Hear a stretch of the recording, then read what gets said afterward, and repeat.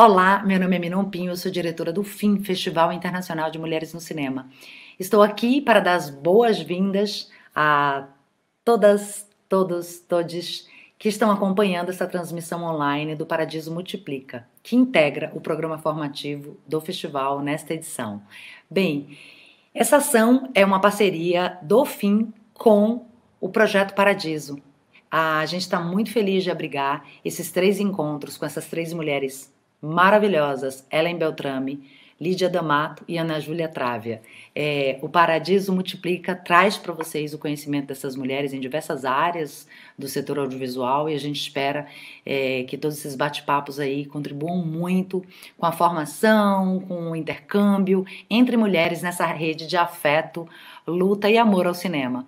A gente está vendo esse momento difícil no audiovisual, mas essas possibilidades da gente se encontrar são muito, muito, muito bacanas. Então, o festival e o Projeto Paradiso desejam que essas experiências aí ao longo da semana sejam incríveis. Acompanhe o resto da programação do festival, que vai acontecer, que está acontecendo até o dia 17. Tem 1000 coisas legais acontecendo, tanto no programa formativo quanto nos filmes, totalmente gratuito. Entrem lá, fincine.com.br, a gente espera vocês para essa semana dedicada à potência das mulheres no audiovisual. Um abraço e bom encontro para vocês. Olá, bem-vindo a todos. Eu sou Josefine Bourgois, diretora executiva do Projeto Paradiso, uma iniciativa de apoio aos talentos do audiovisual mantida pelo Instituto Filantrópico, o Instituto Olga Rabinovich. Para a gente é uma grande alegria estar ao lado do FIM, do Festival Internacional de Mulheres do Cinema. Parabéns, Minon, para a programação incrível, a toda a equipe. Para a gente realmente faz muito sentido estar juntos dessa iniciativa tão bacana e vê-la se concretizar num ano tão difícil. Este ano, inclusive, a gente criou junto uma modalidade que o Paradiso Multiplica com FIM. O que é isso? Quando a gente apoia talentos do audiovisual para cursarem labs ou workshops lá fora e ganhar uma bolsa do Paradiso, ao voltar para o Brasil ou ao terminar seu curso online, né, eles devem algumas horas como contrapartida para a multiplicação. Eles devem, então, compartilhar com mais gente tudo aquilo que eles aprenderam lá fora. Isso tem sido uma modalidade muito interessante de retribuição, né, e de compartilhamento desse conhecimento para todo mundo crescer junto nesse nosso setor. Então, no fim, esse ano, a gente tem 3 aulas incríveis. A primeira com a Helen Beltrame, nosso talento Paradiso, sobre desenvolvimento de roteiro. A Helen é roteirista e ela foi estudar a edição de roteiro, script editing, no Torino Film Lab esse ano, com uma bolsa do Projeto Paradiso. Vai ser, com certeza, uma aula muito interessante. A segunda aula é com a Ana Júlia Trávia, sobre análise de piloto de série. A Ana Júlia foi nossa primeira bolsista quando ganhou o prêmio de Adorim, organizado, inclusive, em parceria com Mulheres Audiovisual, em 2019. Ela foi estudar roteiro de TV na Universidade de Stony Brook, nos Estados Unidos, e num curso intensivo dessa escola muito, muito renomada fundada por papas do roteiro de TV. E a terceira aula será sobre estratégias internacionais para o cinema brasileiro. Um tema importantíssimo, especialmente nesse momento, com a Lídia D'Amato. A Lídia D'Amato recebeu uma bolsa para poder cursar uma pós-graduação focada em distribuição na escola alemã DFFB, em Berlim. Tema muito importante, é muito importante que nossas histórias, primeiro, sejam muito boas, bem escritas, mas que também elas cheguem a seus públicos. Daí a estratégia, a importância da questão de distribuição. Vocês vão estar em ótima companhia com essas 3 talentos incríveis, mulheres incríveis, profissionais incríveis, e com certeza vão aprender muito. Então, aproveitem. Olá, bom dia a todas e a todos que estão nos acompanhando nessa segunda conversa do Paradiso Multiplica com o Fim. Um bom dia especial aqui a Ana Júlia Távia, que hoje vai ser o talento que vai poder compartilhar um pouco do seu conhecimento com a gente. O formato desse segundo encontro vai ser assim, queria falar para vocês. A Ana Júlia vai fazer uma breve fala inicial e ela vai discorrendo sobre os assuntos e a gente pede para que as perguntas, os comentários, vocês já enviem, que eu vou filtrando aqui pelos comentários para poder passar para a Ana Júlia. Ou seja, as dúvidas de vocês e os comentários também vão nos ajudar a guiar um pouco a conversa e para onde vai esse fluxo. Então, sim, participem, perguntem, comentem, que vão ser muito bem-vindos, de verdade. Nada de timidez, de vergonha, não existe pergunta burra, não existe pergunta que não precisa ser feita. Aproveitem esse momento, o Paradiso Multiplica é feito exatamente para isso, para que mais gente possa aproveitar de uma forma muito democrática e participativa dos conhecimentos que outras pessoas puderam adquirir. Eu vou ler rapidamente a bio da Ana Júlia, é um pouquinho mais extensa do que a gente colocou na divulgação. Acho importante todo mundo conhecê-la um pouquinho melhor. Primeiro que a gente tem um carinho enorme, né, pela Ana Júlia, como a Josefine falou no vídeo dela. O fato dela ser a nossa primeira bolsista foi o primeiro talento com quem eu conversei quando eu entrei para trabalhar aqui no projeto da Paradiso. Não sei se você lembra, lá atrás, em julho de 2019. Então, é uma alegria muito grande para a gente mesmo poder contar com ela aqui no Multiplica. A Ana Júlia é roteirista, diretora, editora e produtora formada no curso superior de audiovisual pela ECA da USP. Ela produziu 2 curtas-metragens na graduação. Ela também montou curtas, entre ele Paripatético, que foi em 2017, e foi vencedor do prêmio do júri do Festival de Brasília.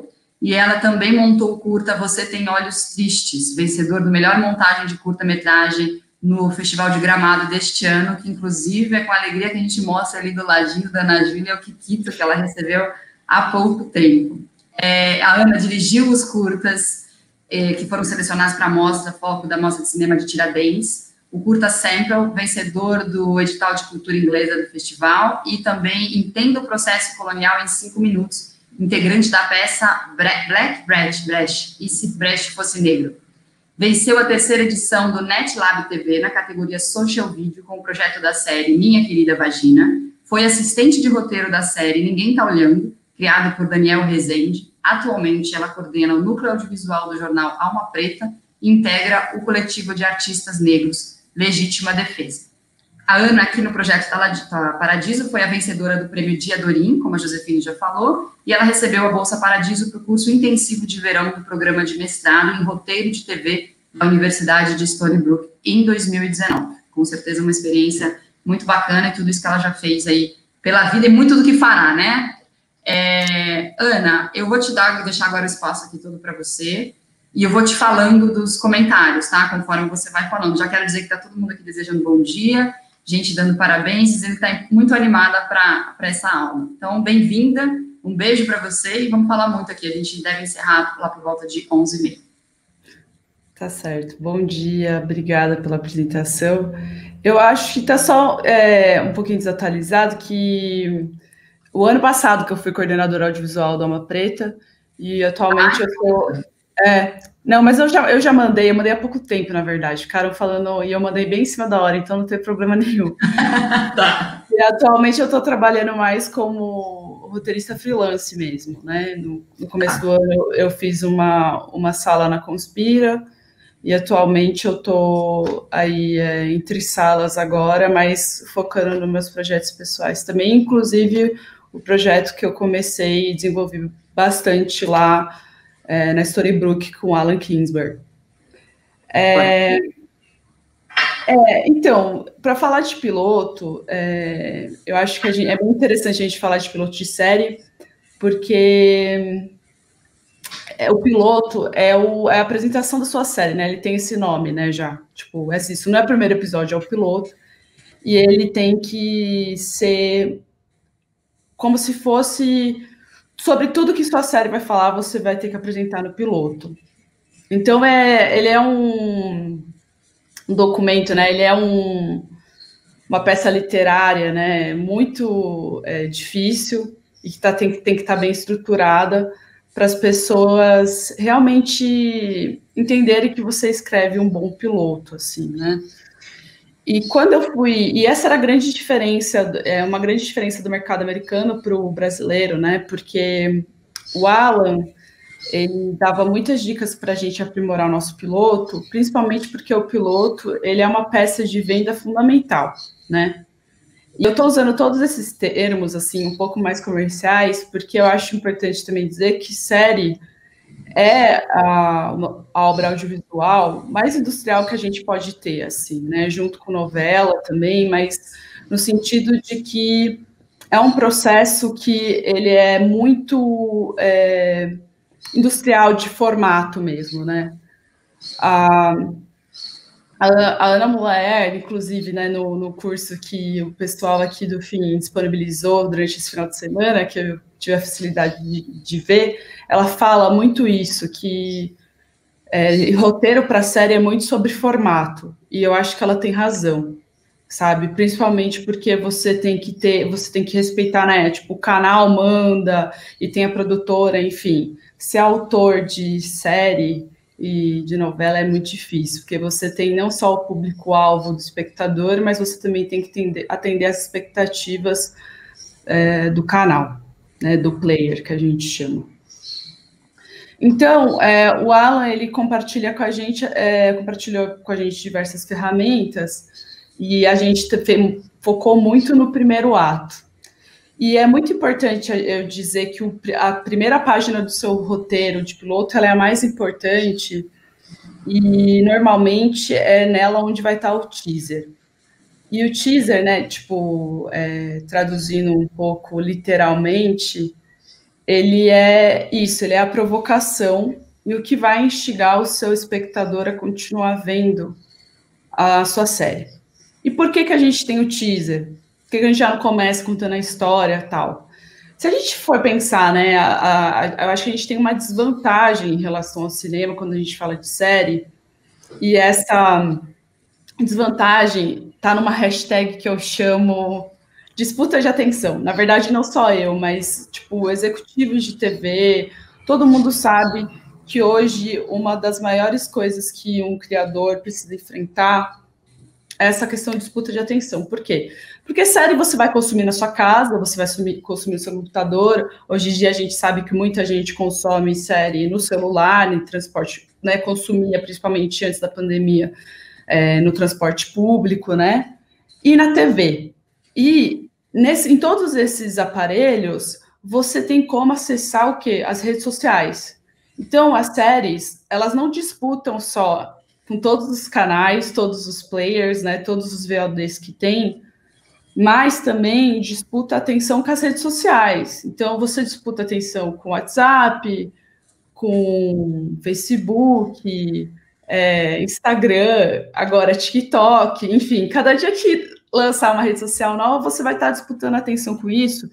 E é muito importante, então, que nesses primeiros minutos do seu piloto, você consiga instigar a pessoa para ela te dar a chance de você conseguir desenvolver a sua história nessa meia hora, que ela fala, beleza, você me comprou nesses primeiros minutinhos aí, agora eu vou sentar aqui, vou ficar com você por meia hora ou uma hora. Então, com esse pacto selado, você tem a obrigação de entreter essa pessoa da melhor forma possível, tá?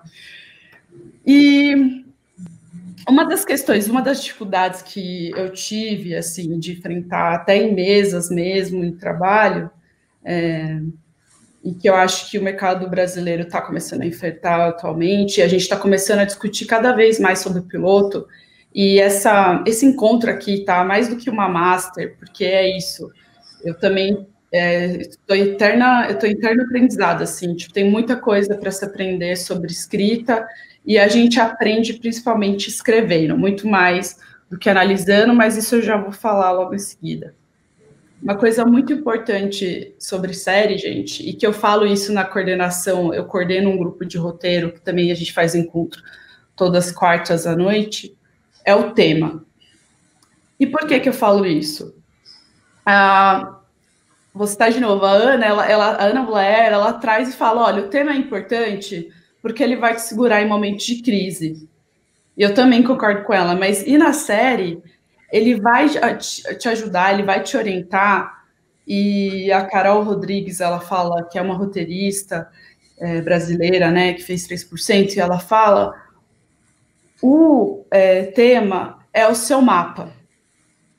E é, tipo, impressionante isso, assim, quando você tem um tema, e isso pode ser uma palavra, pode ser uma frase, normalmente ela é uma frase do que você quer provar, e não entendem isso que é, tipo, uma grande lição moral, tá? Tipo, né, aquela coisa meio lembra, né, de fábulas, não tô falando de Esopo aqui, mas é uma frase que ela te orienta, por exemplo, se eu quero falar de racismo, as pessoas conseguem ser livres numa sociedade racista, por exemplo, essa pode ser uma tese de, né, o tema da minha série, por exemplo. As pessoas conseguem ser felizes no racismo e eu vou orientar os desejos e as relações tendo esse tema de pano de fundo, né? E às vezes é uma coisa só, eu quero falar de machismo, eu quero falar de drogas, enfim. E muitas vezes o tema, o espectador, ele não vai saber logo de cara, tá? O espectador, quando ele vai apresentar a sua série para os amigos que ele quer que vejam, ele vai falar da premissa, do conceito, e com certeza ele vai enfatizar o personagem. Porque é exatamente isso. Nesse teaser, provocando o espectador, né, de uma página 3, e a série que eu vou analisar tem mais do que isso, então para vocês verem que mesmo os formatos, eles têm liberdade, né, eles são indicações de coisas que podem ficar interessantes, mas eles são totalmente livres. Dessa 3 páginas, você vai apresentar e você vai instigar o seu espectador, tendo esse tema muito forte, assim, tendo esse ponto de vista muito forte. E provavelmente você vai ter um gancho, né? Aquela coisa que vai prender a atenção do espectador para o começo do primeiro ato, logo depois do título, né? Porque o teaser normalmente fica antes do título, que você vai falar, eu preciso assistir isso agora, né? Preciso continuar vendo isso. Normalmente, ou é isso, gente, ou você é misterioso, ou você coloca um gancho, uma coisa que chama muita atenção. Um teaser que é impressionante mesmo, que eu vi, foi o Bom Dia Verônica, né? Ele tem um gancho muito forte, você fala, meu Deus, depois disso eu vou ter que pelo menos ver esse piloto, porque realmente acontece uma coisa que é muito, né, chama muita atenção, né?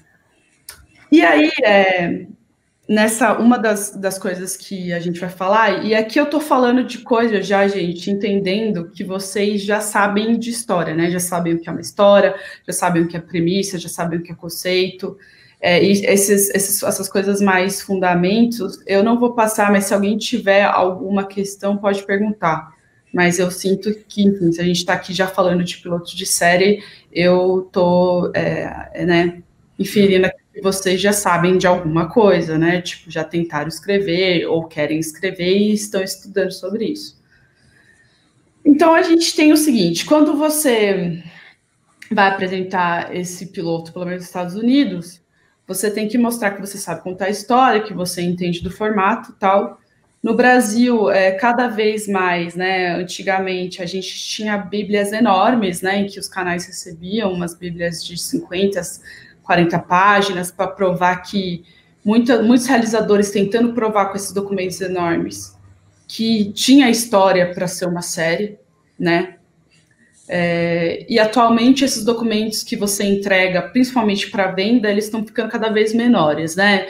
Tipo, o ano passado já falavam em 20, 15 páginas, esse ano já estou falando de 5, 10 páginas, porque imagina, né, um executivo de TV recebendo, sei lá, 200 projetos por por mês.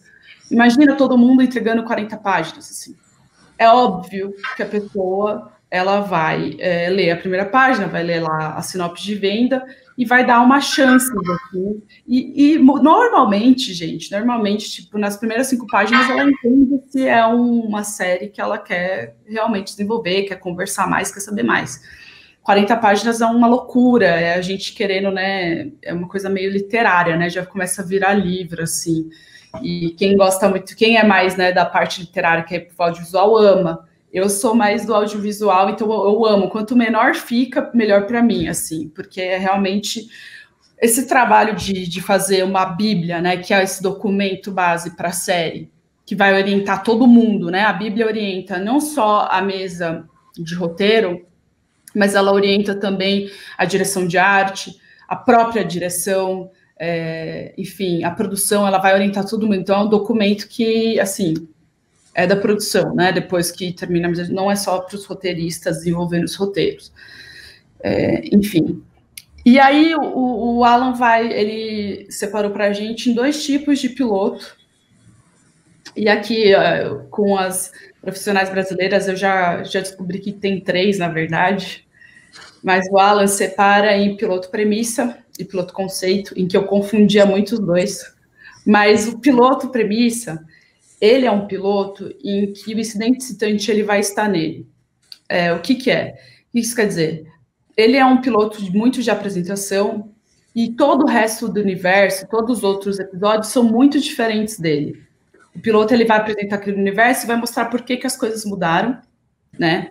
Então, a gente tem vários pilotos premissas que são icônicos, né? Lost é um piloto premissa, Breaking Bad também. E agora tem o piloto conceito. O piloto conceito, ele é aquele piloto que, assim, é mais ou menos um episódio típico da série. Normalmente ele é muito vinculado a séries que a gente vai chamar lá quando, né, na TV, né, que a gente ainda não tinha o on demand, a gente vai chamar dos procedurais, né, em que tem o caso do dia e que o arco se fecha ali, acontece alguma coisa, e normalmente são séries em que o arco longo, ele é muito mais esparso, né, aquele tipo de série que você consegue, às vezes, assistir um episódio e não assistir o outro e entender tudo, sabe? Eu vou assistir aqui avulso e entendi tudo, não preciso ver o próximo nem ver o anterior, já entendi mais ou menos as relações. Mas tem séries que misturam isso, atualmente está cada vez mais misturado, e o caso da série que eu trouxe também, ela é bem misturada nesse sentido.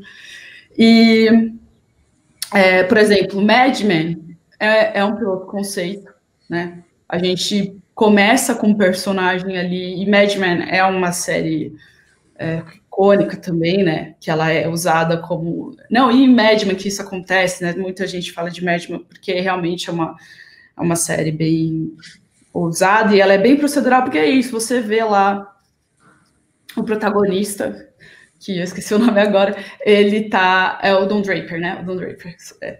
Ele está tentando ali vender um cigarro, né, ele tá o caso do dia dele é ver se ele está em crise, será que ele vai conseguir esse cliente? E normalmente, muitas vezes, é sobre isso, né? Sobre será que eu vou conseguir fazer vender esse produto? E normalmente ele consegue porque ele é um cara muito bom. Ele é o ótimo, ele é o vendedor e tem diversas outras questões. Normalmente, né? Tipo, a galera comenta que os executivos de canal gostam muito de piloto conceito. Mas a gente, como consumidor, né, e como, né, estudantes e aspirantes a escrever, a gente percebe que muitas séries, elas têm piloto premissa, né, as séries que a gente gosta. Muitas. E eu sinto que isso também tem super a ver com... Isso é uma coisa minha, tá? Uma teoria que eu tô tirando um pouco da minha cabeça, mas também tem a ver com, acho que com binge watch, né? Que o VOD proporcionou pra gente. Então, a gente dá mais chances, na verdade, do que a gente daria para um... imagina, né? Esperar uma semana, parece uma loucura hoje em dia, né? Esperar uma semana para ver o próximo episódio, né? E hoje em dia você pode seguir, porque você vê o segundo episódio e vê se, se eu quero continuar ou não assistindo isso. E atualmente, né, a Jaque Souza, a Camila Agostini, duas roteiristas super experientes, elas abriram a minha mente e falou, não, então, na verdade, existe um tipo de piloto que ele é mais contemporâneo e ele é a mistura desses dois. E, normalmente, o primeiro ato, ele é um pouco mais com premissa, então, aquele mundo confortável do personagem, que vai ter o acidente excitante, e, às vezes, esse universo confortável do personagem, dependendo do tamanho da sua série, de como as coisas estão sendo desenvolvidas, vai até o segundo ato ali, né? Lembrando dessas divisões né, que normalmente é feito primeiro, segundo, terceiro ato, em televisão, por conta quando existia, né? Quando tem propaganda, tem até 5 atos, né? Aquela coisa de bloco. No próximo bloco, você não pode perder. E uma das séries que eu acho que tem um pouco disso, se eu não me engano, é o Big Little Lies, assim, né, que isso acontece em que você vê as personagens se juntando ali no final do piloto, no meio mais pro final tem as criancinhas tendo um incidente com as crianças na escola, e que você não sabe qual criança está sendo ali abusiva, enfim, com as outras, mas você entende que já teve uma aliança entre as esposas, né, já do piloto. Então, ele é um pouquinho mais misturado. A maioria, atualmente, é misturada. É uma premissa que dura até a metade e ele vai já entrar no universo novo do protagonista. E outra coisa que eu acho importante dizer sobre o piloto, gente, o piloto é quando você vai mostrar a sua premissa, vai mostrar, tipo, sobre o que sua série é, o que o seu protagonista quer, o que ele está indo atrás, quais são os obstáculos que ele vai ter que enfrentar. E os outros episódios são muito mais se o seu personagem, se o seu protagonista, ele é envolvente o suficiente para o espectador acompanhá-lo naquela jornada, tá?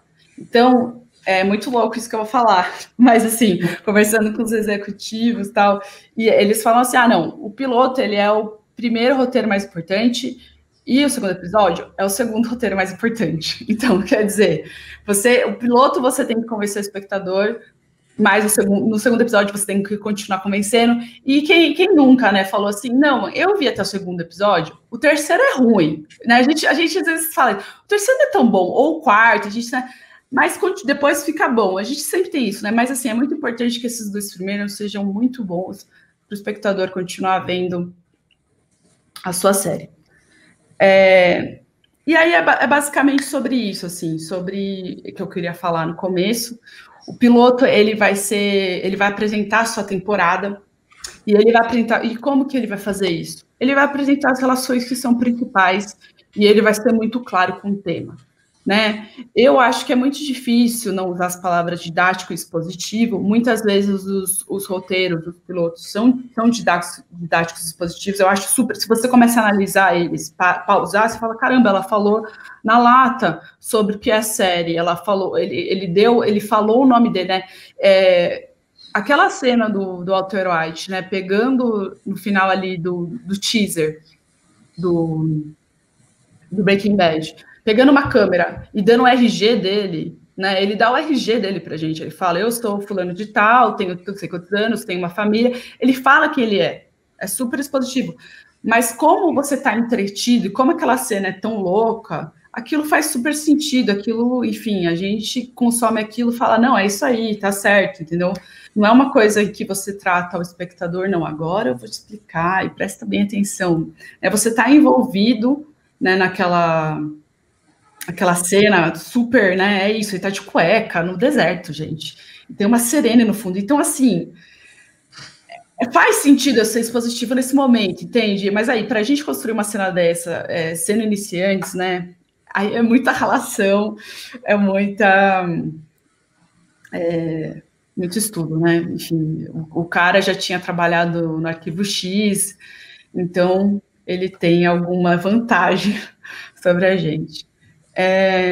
Então... Acho que é só uma pergunta rápida. Quando os profissionais vão escrever o piloto, eles vão na teoria e falam, este será um piloto premissa, ou este será um piloto conceito, ou isso vem e depois do resultado, isso foi conceito, isso foi premissa. Ou antes de começar, eles vocês já pensam em conjunto qual é o estilo que vai ser o piloto? Isso é discutido antes? Não, então, não, tipo, nesses termos, não necessariamente, né, tipo, e é exatamente isso que eu estava falando no começo, né, as ferramentas de análise não são necessariamente iguais às ferramentas de criação, né, mas o que eu acho muito importante da gente notar em piloto premissa, e que dá muito certo, e que ajuda a gente a entrar na história, normalmente é aquele personagem em que ele é o novato no universo. E isso, por exemplo, no Mad Men, o Don Draper não é o novato. Ele não vai, ele está inserido lá na agência, ele já é um profissional muito bom, mas quem a gente vai entender mais sobre como funciona todos esses esquemas da agência, com a PEG, né? Que é a estagiária. Então, com a PEG, a gente aprende mais ou menos como que funciona aquele escritório, entendeu? Então, no piloto do Mad Men, que é considerado um conceito, tem o fato que traz um refresco. Por que eu estou começando nesse dia? Por que eu comecei a série nesse dia? Porque a PEG está entrando.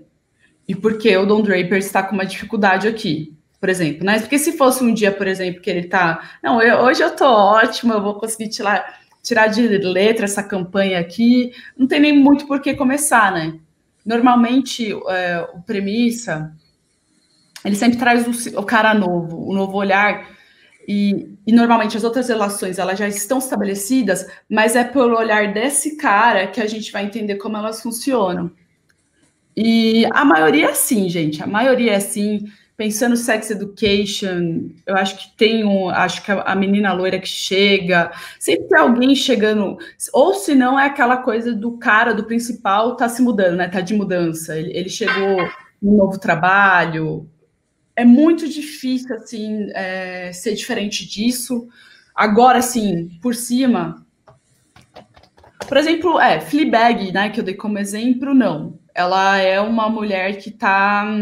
quebrada, ela tá quebrada, ela precisa de dinheiro, mas ela não tá nova naquele mundo, inclusive ela tá, né, com questões muito profundas ali, mas, por exemplo, Atlanta é sobre o Earn se aproximando do primo, né, percebendo que o primo pode ser um sucesso ali naquela indústria do rap, nessa cidade que é Atlanta, em que teoricamente os negros prosperaram mais do que tudo, mas a gente vê que eles são dois negros que estão ralando ainda.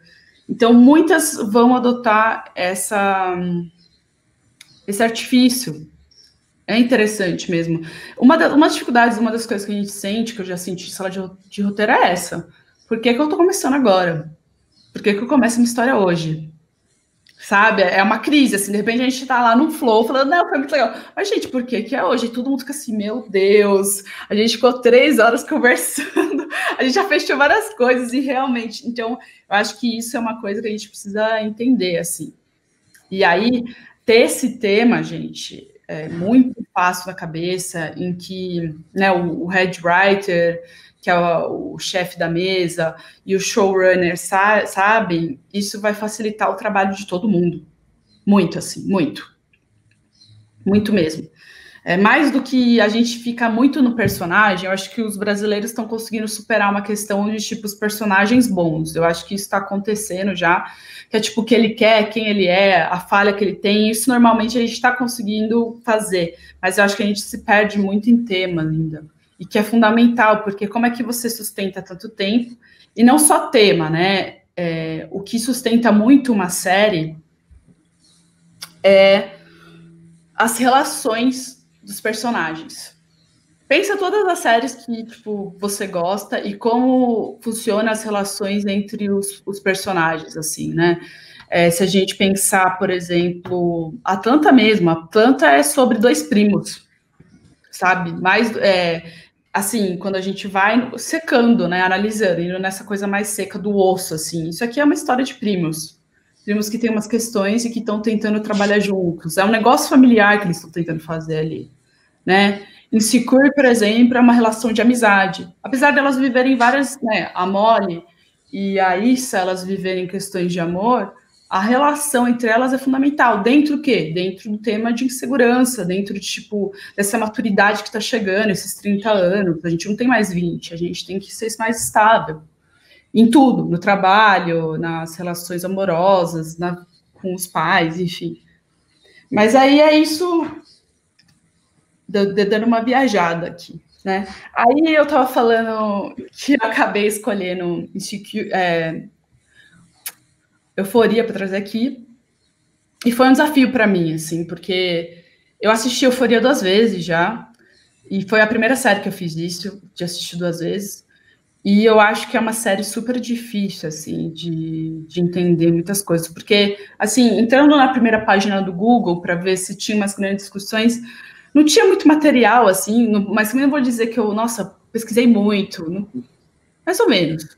Queria ver o que as pessoas sentem ali, e as pessoas falam muito que Euforia é sobre jovens, droga, bullying. E eu falei, mas tá meio estranho isso aqui. Como que é sobre isso e tal? E eu trouxe para a gente analisar o Euforia hoje e para a gente tentar entender sobre o que é e como os personagens são apresentados, assim. Isso eu vou focar mais, mas a gente vai conversando sobre o piloto inteiro. Eu quero que vocês perguntem, assim, fiquem à vontade, não sei se tá dando para entender. Mas o Euforia, ele é uma série que começa com um teaser muito longo. O teaser de Euforia, ele tem, basicamente, aí, ele é quase um curta-metragem, ele termina em si, ele tem uma história, e ele dura 6 minutos. E eu falei, caramba, eu fiquei 6 minutos tentando entender sobre o que é essa série, e começa de um jeito muito inusitado, Euforia, né? Ela começa como... eu tinha feito a promessa de que se tivesse pergunta eu ia responder, mas tá tranquilo, né? Tá tranquilo, não, o pessoal dando bom dia, algumas pessoas chegando, mas não tem pergunta ainda. Aliás, se você, é isso que eu falei no começo, pessoal, se quiserem fazer perguntas, bem-vindas, tá? Vamos lá.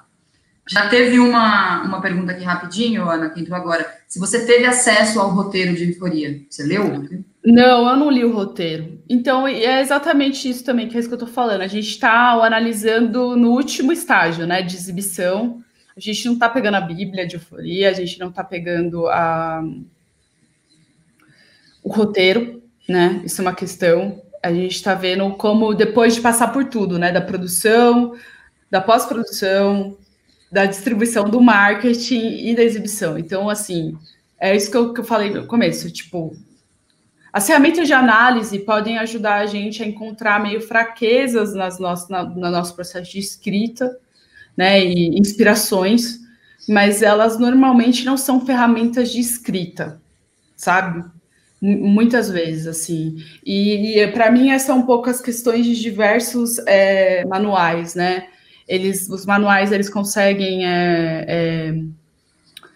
perceber os movimentos e tudo e tal, mas isso é depois da escrita, né? Tipo, então a gente fica um pouco nesse escuro, assim, de tentar entender como é que foi, mas eu acho que não tem problema nenhum, assim. Eu acho que, inclusive, foi um desafio bom para mim. Eu gostei de ter assistido Euforia e tentado entender todas essas questões e como as pessoas são apresentadas. O Euforia e a HBO, ela tem um formato um pouco diferente das séries que a gente costuma ver, né? A gente tem normalmente aquela separação básica lá, né, meio que é as séries que tem arco longo, né, e que em cada episódio vai funcionar principalmente explicando a trama principal, e as séries que são procedurais e que tem o caso do dia e ela termina ali. Às vezes as procedurais têm esse arco longo bem, assim, né, rarefeito. E a HBO, ela trabalha mais ou menos com o evento do dia, né? E isso tem em várias séries novas deles, né? Succession, o próprio Lovecraft Country, e Euforia, que eu trouxe. O Euforia, o legal né, são 8 episódios, 6 personagens principais, e cada episódio é para um personagem. Mas, dentro de cada um das apresentações, né, e que eu acho que eu vou chamar aqui de uma grande verticalização nesse personagem, verticalização é tipo você entender o personagem, você conhecer mais a fundo o personagem, a gente chama de verticalização, né? Quando a gente está trabalhando em escrita, né, de roteiro, a gente fala, pô, esse beat está levando a ação para frente nessa cena, esse movimento do personagem, mas esse movimento aqui está levando para o espectador entender mais sobre ele, né? E o Euforia funciona assim, cada dia é uma pessoa que eu vou conhecer mais, um protagonista, e ao mesmo tempo tem um trama muito principal ali na Euforia que vai acontecendo, que é a chegada de uma pessoa nova, é a chegada da Jules, que é a menina trans, nessa cidadezinha do interior. E também a série começa no dia em que a personagem Rue, que é a personagem e narradora, volta da reabilitação. E uma das coisas que eu ficava me perguntando em Euforia é por que a Rue narra? Eu não entendia, eu ficava meio tipo, por que essa menina tá narrando? Porque como que ela sabe? E a Rue, é engraçado, ela é protagonista nesse episódio, só que ela está levemente deslocada do tema da série nele. E a gente vai perceber isso, assim, isso é muito impressionante, porque às vezes, gente, um narrador pode não ser personagem, tá? E às vezes, um personagem pode... A maioria das vezes, né, os personagens são personagens, eles não são narradores. O que são narradores? O narrador, ele vai contar a história de um ponto de vista e falar, é isso aqui. E o personagem, ele vai viver a história, entendeu? A Rue, ela é uma narradora meio onisciente, ela conhece tudo. Ela, às vezes, na narração mesmo, ela fala, fulano depois me contou.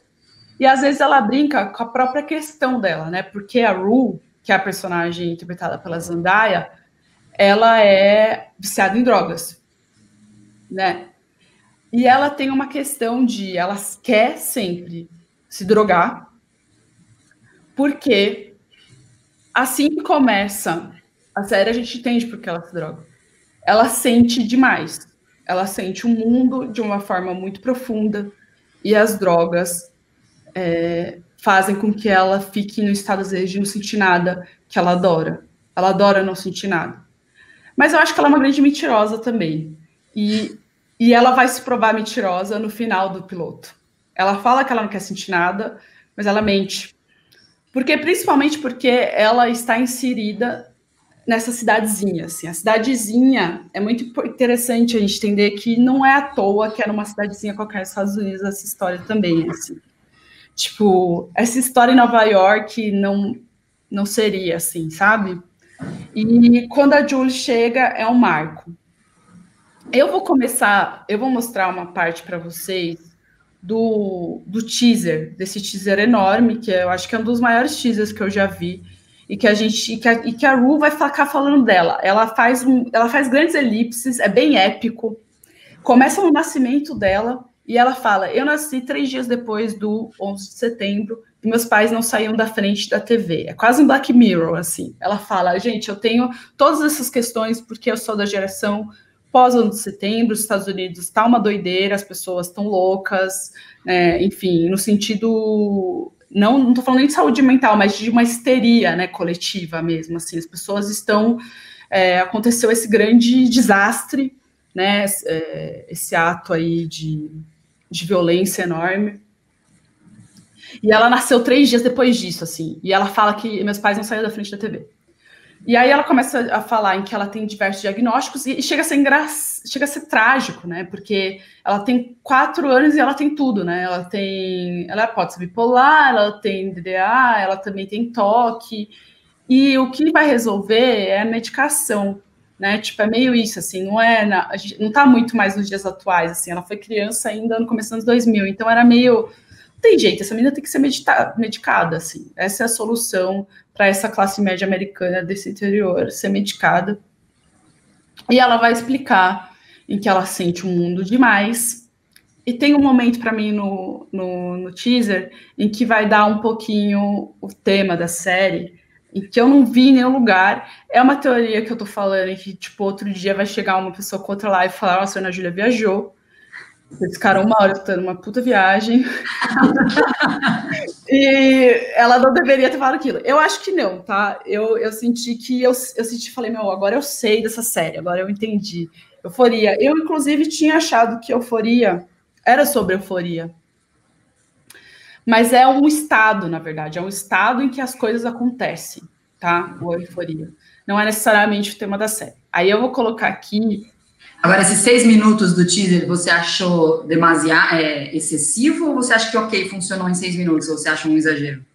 Não, eu acho que, na verdade, funciona porque ele justamente dialoga com a velocidade que a gente consome as coisas. E eu acho que é um pouco... É isso que eu queria saber desse teaser. Se ele é escrito assim, ele é cheio de... Ele é muito épico, né? Ele começa nascimento, vai para a infância e depois vai para a adolescência, então ele tem grandes elipses. Eu entendo uma vida em 6 minutos. Você entende? Eu entendi uma vida de uma adolescente em 6 minutos. Então, tipo, para mim foi ok, né? Porque, enfim, pensando em como a gente consome informação, eu acho que foi muito bem feito, assim. Tipo, eu contei uma história louca, né? Parece um pouco o épico do Up, assim. É quase o comecinho do filme Up, sabe? Da Pixar. Que você vê uma família... o ápice e a queda de uma família, assim. Você fala, caraca...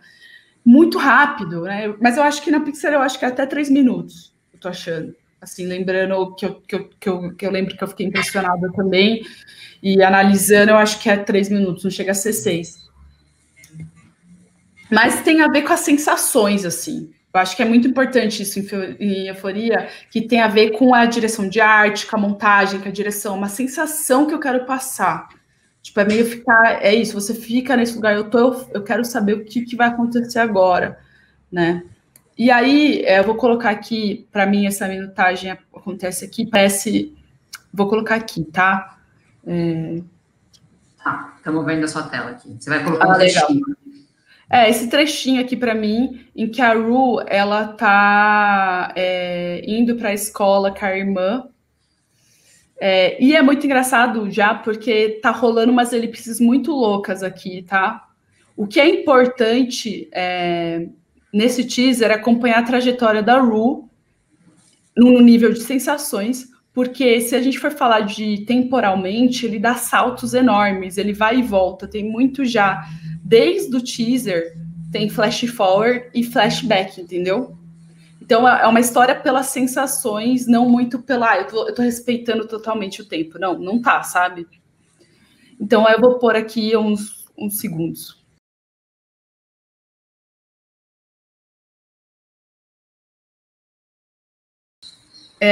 Eu quis mostrar essa parte, porque eu acho que ele é meio...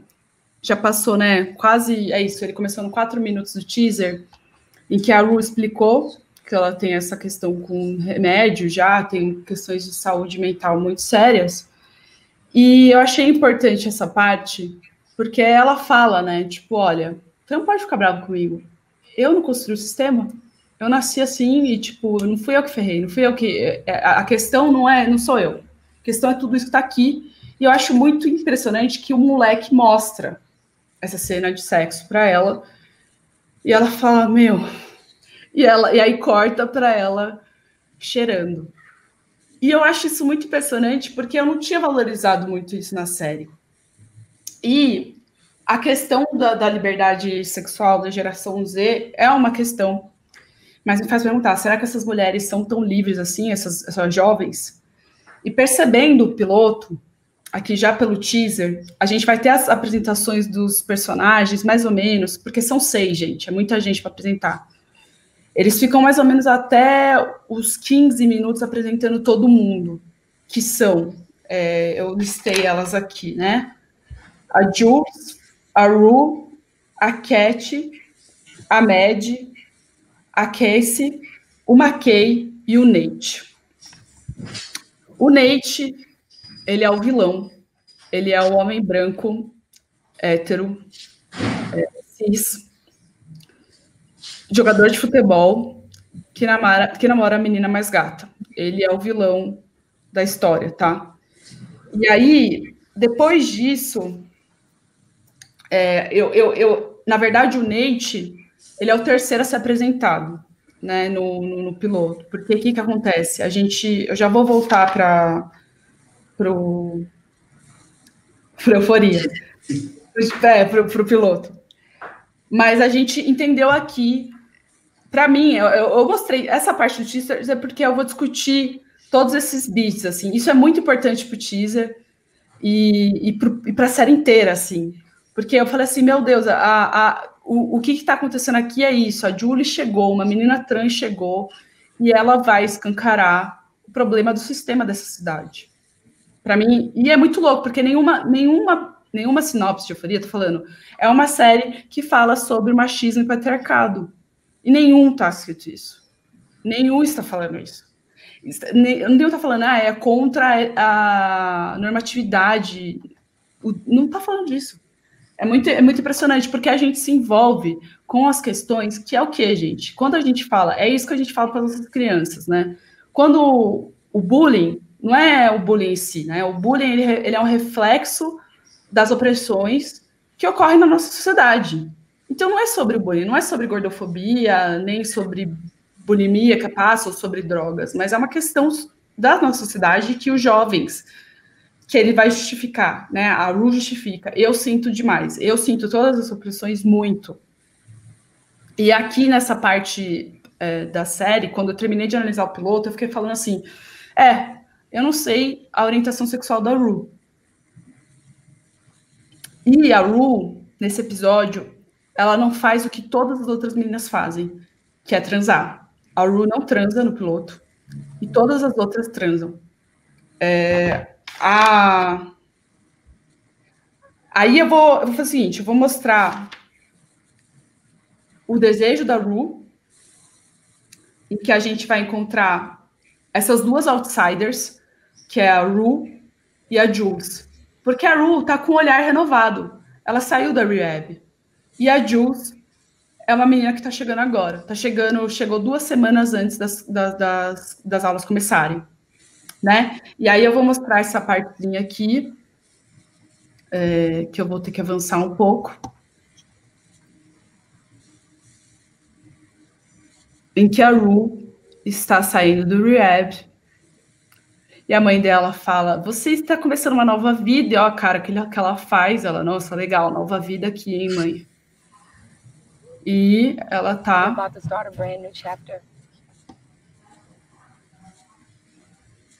Olha só, legal, mãe, obrigada, hein?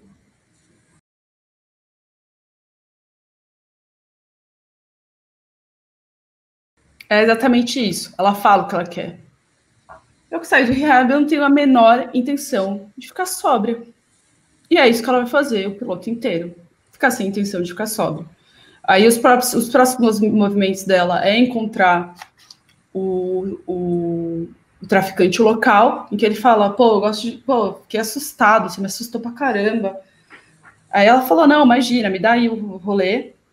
E nessa hora em que ela vai atrás, a gente tem um evento do dia da série. A gente é apresentado por que vai acontecer nesse episódio, né? Além, vocês viram que tem um monte de evento. Isso aqui é tudo, eu tô apresentando as coisas que vão acontecer, vocês entenderam? A gente ainda tá no primeiro ato, a gente tá entendendo o que tá acontecendo nessa cidade, e a gente é apresentado pro cara que é o vilãozão.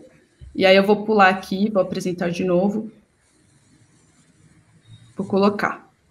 Vocês estão com a tela aí? Sim, tá rolando.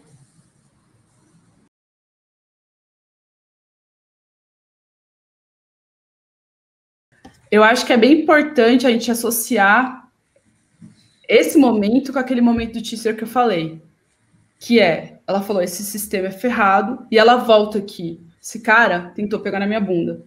Isso é a América. Tipo, então, você entende, assim, eu acho que ela tá pincelando, e isso tá, e acontecendo todos os quereres dela, quer usar droga, mas ela tá apresentando a questão da cidade, que é um espelho do que é os Estados Unidos. Esse cara é o espelho do que é. Então, esse cara... e ela vai dar, pela voiceover, ela tá falando que vai acontecer uma treta. Ela já tá falando pra gente, ó, antes da treta com... E anunciando tudo pra gente. Eu vou conhecer essa menina, mas ainda não conheceu. Então, a gente tá trabalhando com expectativa. E olha só o que ela tá fazendo. Ela tá dando spoiler. Ao mesmo tempo que a história tá acontecendo, ela tá dando spoiler. Eu vou conhecer aquela menina, aquele cara vai fazer alguma coisa com a Jules. E a gente tá assistindo. E vocês falam que se importa com spoiler. E a personagem tá dando. Antes, assim, eu mostrei para vocês aqui menos de 12 minutos da série. Ela deu tudo o que vai acontecer. Entendeu? Ela falou, ó... eu conheci só esses 3 até aqui, tá, gente? Até os 11 minutos, eu tenho mais 4 para apresentar. Tá? E que aí que eu acho que são estruturais. Então, a gente descobriu que a Rue, ela quer se drogar, e o Nate foi buscar, ali naquele momento, drogas para uma festa. E aí tem uma coisa muito legal desse piloto, e que eu podia estar analisando ele pelas sequências de bicicleta da Jules. A gente podia só fazer esse exercício aqui, analisando o estado emocional desse piloto pelas Jules andando de bicicleta. Porque aquela apresentação dela é maravilhosa, né? Tipo, tem aquela coisa clássica, né, americana, aquela coisa seca. Você fala, o que é isso? Eu vou ter um novo começo nessa terra sequíssima, mãe. O que você tá falando? De repente vem um frescor andando de bicicleta, que é a Jules. Que é essa menina em que a Lu, ela torce o pescoço para continuar vendo, né? E, enfim, e é muito bonita a relação delas, né? Tipo, fica essa questão, né, jovem, sexualidade, amizade, é uma relação muito bonita. Eu gosto muito do que elas passam juntos nessa série. Aí, enfim, eu fui listando vários momentos importantes, e eu vou listar só os momentos do tema e da Rue, porque assim... A gente, enfim, já está quase 1 hora de live e eu ainda estou nos 11 minutos do piloto. Olha o tempo, mas é que, posso falar o que você está falando? Eu estou pensando aqui, você, depois que começou a trabalhar com isso, alguma vez você consegue sentar e assistir uma série sem pensar em tudo isso, de puro entretenimento, porque a sensação, assim, a cena dela passando na janela, tudo bem, acho que para o espectador isso funciona, mas a gente não tem o racional disso, né? Você racionaliza agora tudo isso, porque você... Enfim, se debruçou sobre isso e você se propôs no Euforia fazer isso. De outras que você vê, acontece isso também? Você vê um movimento ou uma fala e, puta, isso faz parte por causa disso? Ou você consegue relaxar? Ou não dá mais? Então, a grande questão da estrutura é que ela é invisível. Se você percebe, para mim, a minha grande questão, e aí eu vou falar, assim, pra gente, enquanto mercado, as séries brasileiras não me fazem relaxar, porque eu vejo a estrutura muito fácil. O Euforia, eu consigo relaxar. Porque, inclusive, eu tive que parar e eu duvidei que eu ia conseguir entender. Eu duvidei, porque assim que terminou esse piloto, eu queria ver o segundo. E eu falei, não, eu vou perder o horário amanhã, porque eu vou assistir essa série de novo. Porque, assim, é uma série que, enfim, me pegou demais. Eu gosto muito. E eu gosto de analisar também coisas que eu gosto. Todo mundo é assim, né? A gente gosta de falar do que a gente gosta. E eu falei assim, cara, eu vou ficar de madrugada vendo isso aqui. Eu acordei, assim, tava super tarde, e eu falei, nossa, será que vai ser Euforia? Né? Eu falei para você que eu falei vários, porque eu vou pegar... E o ano passado eu já falei que eu tinha falado que eu ia analisar Euforia, mas não deu tempo. Eu falei, é uma questão de honra. Uma questão de honra. Eu assisti esses 11 minutos e eu falei, caramba, mas sobre o que é essa série? Aí eu tive que voltar. E aí eu fui voltando. Mas é isso, é um momento que eu vou analisar. Eu vou pegar meu caderninho aqui e vou ficar anotando. E eu paro, verifico a minutagem. Mas quando a estrutura, ela é feita para isso, gente. Ela é feita para eu não fazer isso logo de cara. Essa é a minha pergunta, exatamente. Agora, é muito importante isso que você falou, né, das séries brasileiras, que você vê a estrutura, não querendo ver, não querendo analisar, você percebe. Eu acho que para quem, no meu caso, que sou puro espectador, talvez eu não perceba e talvez apareça assim, putz, talvez não me pegou. E aí seja esse o motivo, né? Não sei, a série não me pega. Olha... Deixa eu só te falar uma coisa, Júlia. Ana Júlia, tá vendo? Eu falei que eu ia falar de Ana Júlia. Agora, pode falar. Tem duas coisas aqui que acho que a gente não vai entrar nessa série, mas a Alexia só perguntou, já que a gente está falando da HBO, se você já viu Leftovers e se você acha que o piloto entrega bem o conceito. E a outra pergunta da Júlia também é o que falta nas séries brasileiras para a estrutura não ficar tão aparente no nosso olhar. E aí um comentário da Alexia também, que ela concorda total sobre as séries brasileiras, sempre acompanho para apoiar e torço por mais oportunidades, mas ainda dá para ver esses furos muito facilmente. Eu sei que o foco aqui é euforia, mas eu acho que faz um pouco, eu gostei dessa sua frase, quando você relaxa, quando você não relaxa como espectadora. Acho que isso diz muito sobre um produto.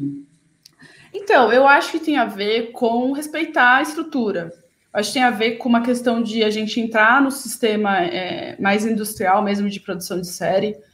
O que acontece muito, que me irrita muito, eu percebo que muitos roteiros, vou falar uma coisa que eu vou ser trucidada. Eu acho que os diretores estragam os roteiros nas séries. Tá? Porque temos diretores aqui na audiência, pessoal, diretores respondam sim, ou vocês são só roteiristas, mas quero saber dessa história também, eu sou. Sim. Eu acho que a gente tem essa coisa do cinema de autor, em que menospreza muito o roteiro, e a Ana Mulher falando no curso dela isso, formato brasileiro, formato de TV é do roteirista, gente. Não tem jeito. Para ficar bom, no sentido de entretenimento, de produto. Tô falando de produto, tô falando de arte aqui, tô falando de produto, tá? E, desculpa, eu acho que o Euforia é bem artístico, se quer saber, assim. Eu acho muito artístico e, enfim, eu acho que você consegue ser comercial e fazer arte também, e aí a gente pode ter outras discussões também. Isso dá uma conversa de 2 horas só sobre eu acho que dá para fazer, entendeu? Eu acho que o Fleabag é um exemplo, o Atlanta é um exemplo, entendeu? O que é? Ele falou, quero fazer Twin Peaks com rappers. Que, assim, ele fez, e até hoje todo mundo fala, e as pessoas, quero fazer igual, tá bom, você vai fazer igual, com esse conceito e com essa temática tão certa, sabe? O que eu acho que falta é a estrutura. Eu fiz parte da comissão, eu li 243 projetos de série em 2 meses. Na comissão da SPCine de série agora. E o que eu me perguntava era sempre, onde está o motor dessa série? Porque muitos projetos pareciam longas.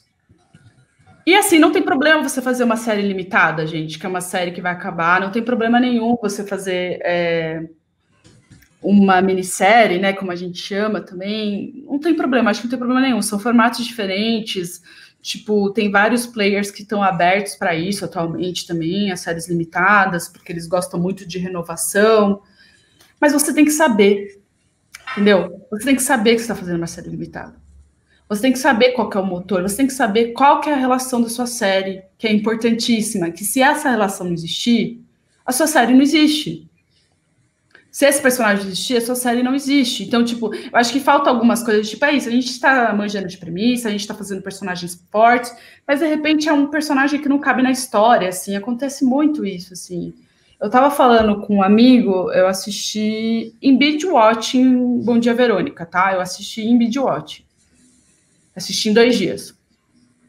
Cara, terminou a série, eu fui conversar com um amigo meu que estuda também roteiro, tá no meu grupo de roteiro, a gente discute, a gente tá estudando juntos desde o meio do ano passado, que eu fiz o curso da Júlia Prioli também lá na Barco, porque ela me conheceu lá na Stony Brook, me convidou para estudar com ela. E a gente, enfim, tá estudando até hoje. E aí ele falou uma coisa que a tia dele descreveu a série, falou assim, eu comecei a ver uma mulher que estava querendo falar, né, proteger as mulheres, e de repente eu tô vendo uma série de uma vingadora anticorrupção. E aí foi uma tia que fez essa análise, eu falei, nossa, essa análise pode ir para jornal, porque ela matou a estrutura. como que uma pessoa que é leiga mata a estrutura da sua série, entendeu? E aí, para mim, isso é tema.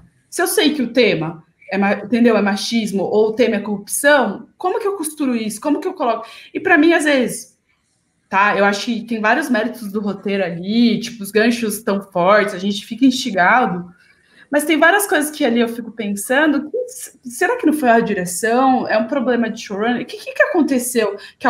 Será que foi um roubo de atuação?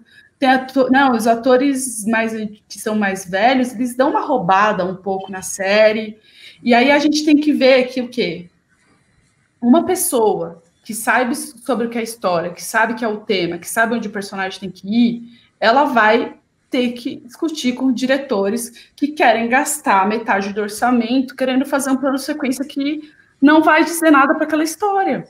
Porque se você fizer esse plano sequência que vai pegar metade do orçamento, a cena que é estrutural para o meu episódio vai cair, cara. Entendeu? Então, assim, para mim, eu acho que tem a ver com, entendeu? Eu vou falar aqui que é uma coisa estrutural e que a gente está aprendendo a fazer, graças a Deus, e é isso, os americanos também fizeram. Isso aconteceu com eles. Mais passado, eles também fizeram várias coisas, gente. A gente consome aqui o melhor que eles produzem. A gente não consome, tipo, entendeu? Tudo que eles fazem. Então, a gente muita coisa.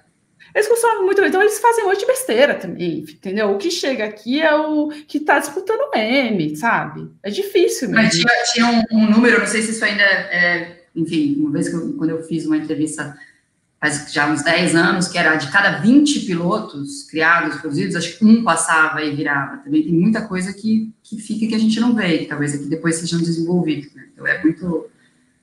A concorrência lá também é bizarra. Tem uma pergunta aqui do Rodrigo, Ana Júlia, voltando para a questão da Euforia. Ele pergunta, será que a montagem de Euforia também não ajudou muito a não conseguirmos visualizar a estrutura do roteiro? Pois muito poderia ter sido criado na montagem. Seria legal termos acesso ao roteiro, ele comenta. Não, eu acho que tem a ver, porque, por exemplo, o que acontece muito nos Estados Unidos, Rodrigo, é que a galera que está na mesa está na produção. Os roteiristas estão no set e eles estão ajudando a produzir o episódio muitas vezes. Se você vai pegar o MDB dos roteiristas, muitos são produtores da série. Não é à toa, porque eles precisam realmente estar do lado do diretor assim, ó. Isso tem a ver com o que eu estava falando. E não é brincadeira. E às vezes eles estão mais meio fazendo a maratona da produção, que é uma loucura, mas muitas vezes eles estão lá, tipo, a figura do showrunner não é um cara bonitão que faz um pitch, que fala, eu sou o criador da série, fica fazendo entrevista. Não é sobre isso. É um cara que vai falar, o tema, meus personagens estão costurando, eu vou conseguir entender na primeira cena do piloto e na última cena do último episódio, vai fazer tudo sentido com 8 horas de conteúdo, gente, que Euforia tem? Olha isso, tem 8 horas produzida ao longo de meses. Isso tem que fazer muito sentido, entendeu? Tem que ter uma pessoa que vai estar, assim, com aquela bíblia na mão, assim, ó. Enfim, eu tô criando um estereótipo aqui na minha cabeça, uma figura, mas acontece, entendeu? Então, eu acho que, assim, a montagem, em todos os processos é isso, né? A montagem é a última versão do roteiro no audiovisual, sem dúvida. Mas a gente precisa de um olhar guia, tá? E eu não tô falando que necessariamente, gente, o criador, ele é o cara que consegue enxergar tudo. Assim, normalmente ele é o cara que vai orquestrar os talentos em prol daquela coisa. Então, normalmente, talvez o showrunner nem é o melhor roteirista, só que ele vai chamar os melhores roteiristas para a série dele. Você entende? É o maestro mesmo, é uma orquestra mesmo, é o maestro. E é perfil de liderança, não é o melhor. Às vezes eu acho que isso também é uma coisa, tipo, não é o melhor roteirista, às vezes, gente. O melhor roteirista está escrevendo lá. E normalmente vai estar também no set, do lado do showrunner, assim, é verdade, tá bom mesmo. Ou não. Ou você tá viajando. Entendeu? Então, eu acho que é muito importante dizer que TV é o lugar do autor mesmo, sabe? Tipo, eu acho que isso não dá para fugir, assim, não dá para fugir. A gente presenciou uns anos atrás aí qual é o nome daquilo? A greve dos roteiristas nos Estados Unidos, não sei se vocês lembram, foi uma loucura. Os caras, tipo, temporadas inteiras pararam, entendeu? De tanto que é a força desses caras, assim.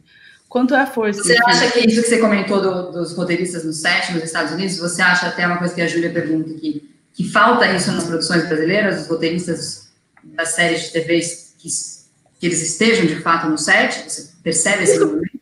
Isso está começando, né? Tipo, eu acho que isso está começando a acontecer, isso está cada vez mais. Eu lembro que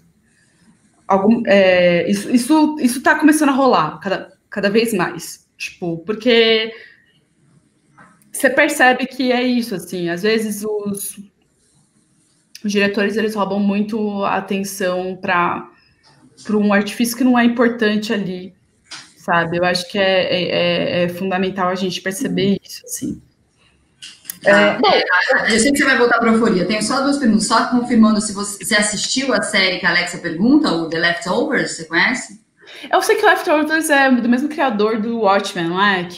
Enfim, que é um cara que fez Lost também. Eu ouvi muito bem, o Alan mostrou o teaser pra gente o ano passado, é um puta teaser, né? É um teaser sensacional, eu lembro. Mas eu não assisti. E eu acho que pelo teaser, né? Ela pergunta, é apresentado o conceito, assim, né? É muito louco. E é tipo 3 minutos no máximo. Que é tipo um bebê chorando, o bebê para de chorar, quando a mãe vira, não tem mais bebê, assim. É tipo sensacional. Eu acho que é meio sobre isso, o teaser, entendeu? É quase como se você fizesse um curta, né? Um curtinha da sua série. Como seria, né, gente? Enfim, aí a gente vai entrar nisso, mas eu nem esquece que eu falei isso, que senão vocês vão ficar brisando em curta, e curta é outra estrutura, tem nada a ver uma coisa com a outra. É outro produto. Rapidinho, antes de você voltar na Euforia, a Maíra pergunta aqui, que séries brasileiras você acha que têm estruturas mais interessantes? Não quero que você perca muito tempo falando, mas se você puder destacar alguma. Olha, eu acho que as séries brasileiras, elas vão melhorando com o tempo, né? Tipo, eu acho que ainda a gente tá nesse horário, eu não quero ser grande crítica, mas, assim, que chama muito minha atenção, por enquanto nenhuma, assim, e eu posso dizer, infelizmente eu não assisti tantas, eu tô cada vez assistindo mais, porque, enfim, é o meu mercado também, mas eu sinto que as séries atuais, assim, que estão indo pro streaming, tipo, nenhuma, eu acho que me chama atenção. Bom, vamos lá. Sobre Euforia. A gente ainda não acabou as apresentações, mas nesses 11 minutos eu apresentei o trio principal, que vai mostrando, né, as questões, os conflitos que vão se estabelecer até o final da temporada, tá? E é muito bom que depois dessa sequência que eu não vou mostrar, o Nate faz uma coisa interessante. Ele tá dirigindo o carro com o McKay, que é o menino negro, né, do grupo de 6, e eles estão dirigindo lá, o Nate está dirigindo, falando essa festa vai ser épica, a gente dá a entender que ele brigou com a média, eles estão brigados, e ele vê a Jules andando de bicicleta, e ele vai dar uma fechada nela, porque ele pode, porque ele tá de carro e ela tá de bicicleta, e ela vai ficar machucada. Ela vai raspar a coxa na grama, tá? Acho isso importante. E é de bicicleta. Então, de novo, outra pessoa vê a Jules andando de bicicleta, a Ru olha ela meio apaixonadamente e o Nate vai lá e dá uma fechada para ela cair. Aí a sequência de bicicleta, você entende como eu tô falando que a sequência de bicicletas ela pode contar a história do piloto? É impressionante, assim. Tipo, quando eu terminei de ver, e é isso, a sequência final de bicicleta, tem uma sequência final de bicicleta também. Eu falei, caramba, vamos falar só de bicicleta. Vou falar de bicicleta, o pessoal vai achar que sou louca. Sabe, que eu tô contando a história. Mas é exatamente isso que é uma boa estrutura. É tão boa que eu coloco sequência de bicicleta e faz sentido para contar essa história. Entendeu? É muito doido. Então, tipo, eu sei tão bem as relações, como elas funcionam, e são tão bem do meu tema, que eu posso contar a história com as bicicletas. Bom, eu vou voltar aqui e vou ir agora para o minuto que eu acho importante, que é o minuto que é o 16. E que tem a sequência, você viu, a sequência dela pegando drogas é bem grande.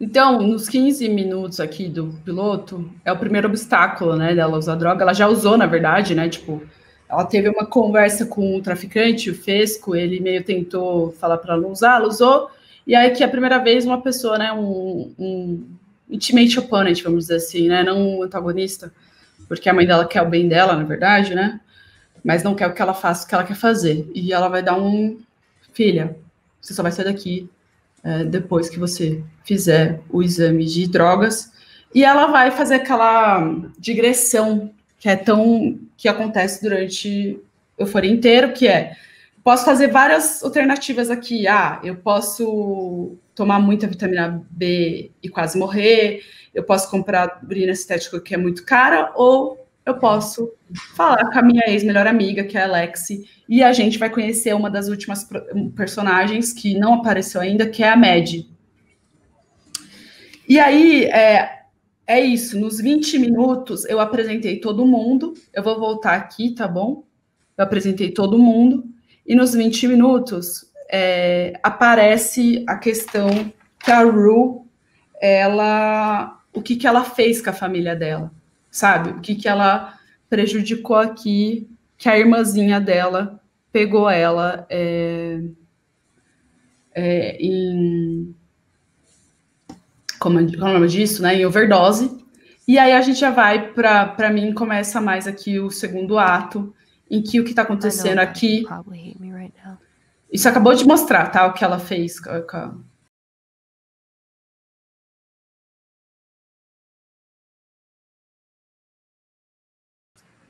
essa sequência aqui é a sequência da Jules se preparando para fazer o quê? A Jules, eu não esqueci dela, ela foi convidada pela Cat para ir para a festa, mas ela dá um para trás porque ela vai o quê? Encontrar o cara do app. Ela nunca verbaliza muito, a Jules não vai verbalizar nesse episódio o que ela quer, mas é meio se enturmar, conhecer a cidade, né? Eu acho que pode estar dentro disso, porque ela não quer ir para a festa, ela não vai, ela está se arrumando agora para ir para conhecer o cara do app. E para mim, essas sequências de bicicleta a seguir são as mais assustadoras, né? É quando parece que a gente está no filme de terror, que é essa menina loirinha numa bike numa cidade sem luz, e ela tá indo, e aí tem essa grande questão que tá todo mundo pensando. Ela manda mensagem pro cara e fala, você não é um assassino, né? Pelo amor de Deus.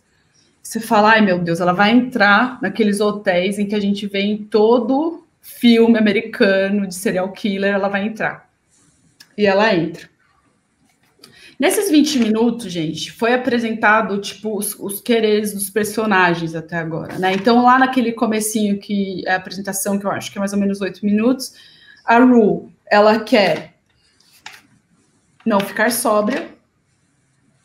A Kate fala já tá dado. Mas eu acho que ela vai ter um flashback, que ela quer perder a virgindade. A médica quer fazer ciúmes pro Nate.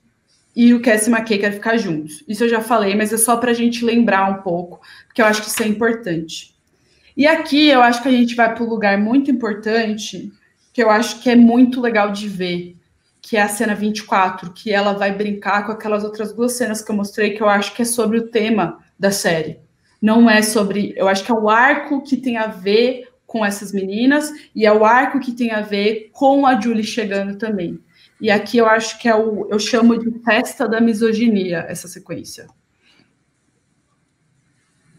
É uma sequência muito interessante da gente observar que todos os brancos estão sem camisa, tá? E o McKay, que é o dono da casa, está com camisa.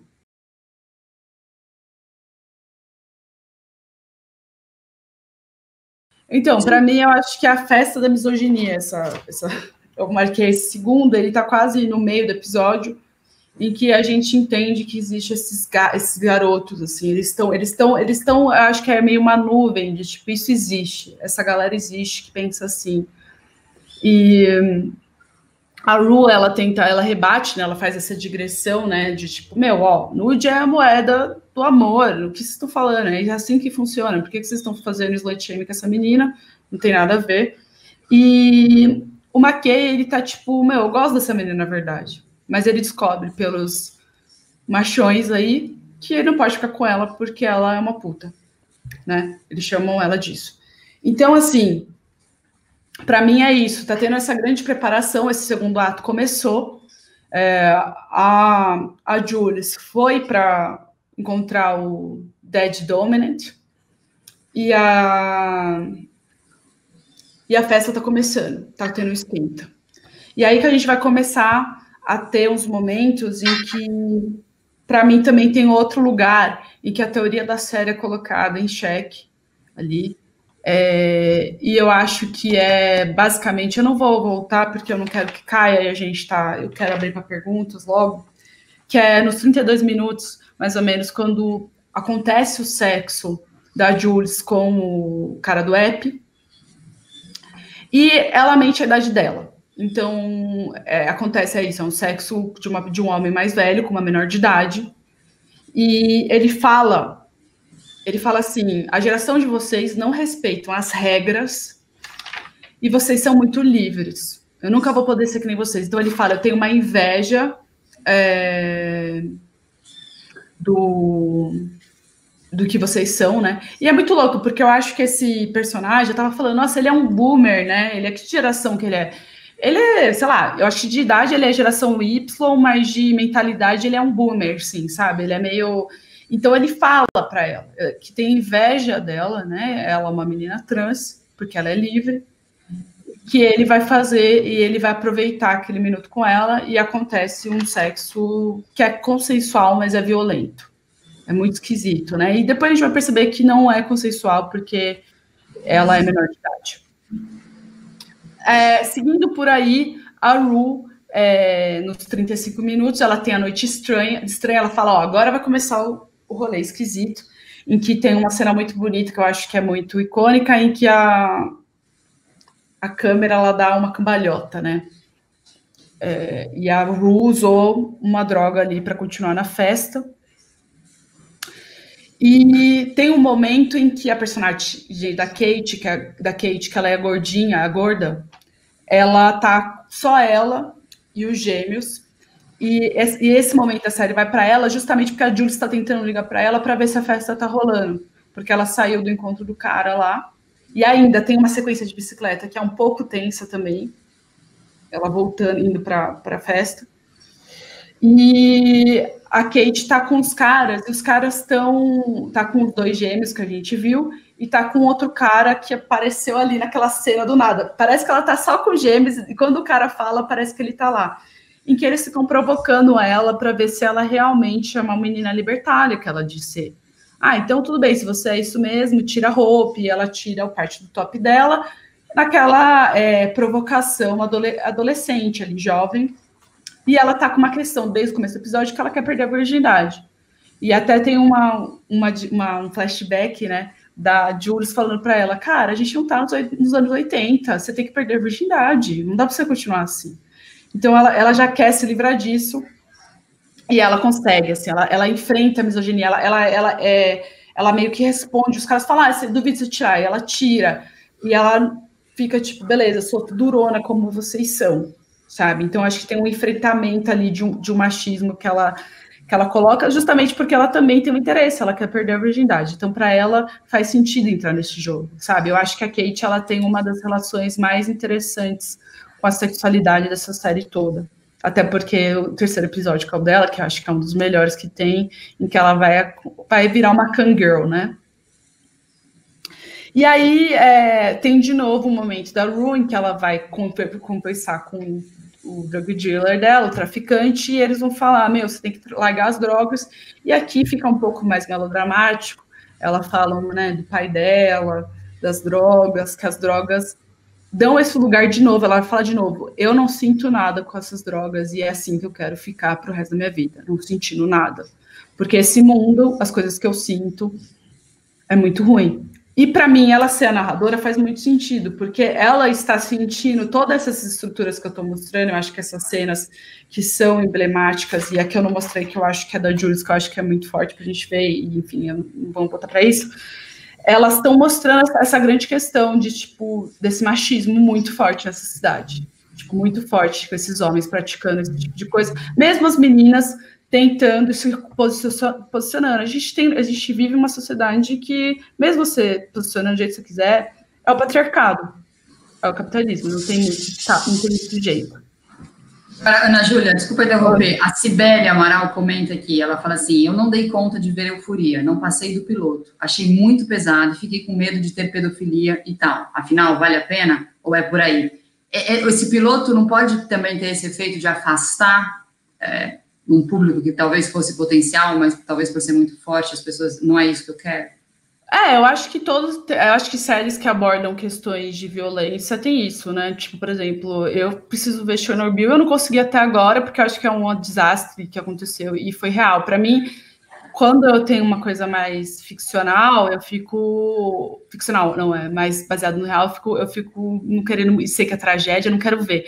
Então, eu acho que é um pouco de gosto, assim. Eu acho que é muito importante para a gente entender as relações dos jovens, enfim, ou até um olhar mesmo da nossa geração, de uma geração mais velha para os jovens, assim, eu acho bem interessante a série, ela é pesada, mas eu acho que tem um lugar que eu vou começar a ir para um lugar legal dela, tipo, eu acho que ela vai virar aqui, e é isso que eu vou falar também, sobre a cura de toda essa misoginia, tá, e que eu sinto que eles trazem.